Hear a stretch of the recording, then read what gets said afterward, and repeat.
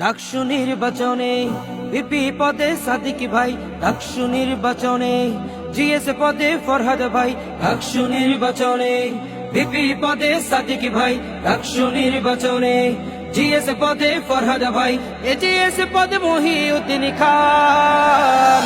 এই প্যানেলটি জয় হলে ভাই থাকবে সুলাইমান, শিবির প্যানেল জয় হলে ভাই থাকবে সুলাইমান, শিবির প্যানেল জয় হলে ভাই থাকবে সুলাইমান, শিবির প্যানেল জয় হলে ভাই থাকবে সুলাইমান। ভোট দিও ভাই মননে যাদের সততায় ভরা, বুকে আছে হিম্মত, সকল ছাত্র ছাত্রী রবে তাদের আমানত। ও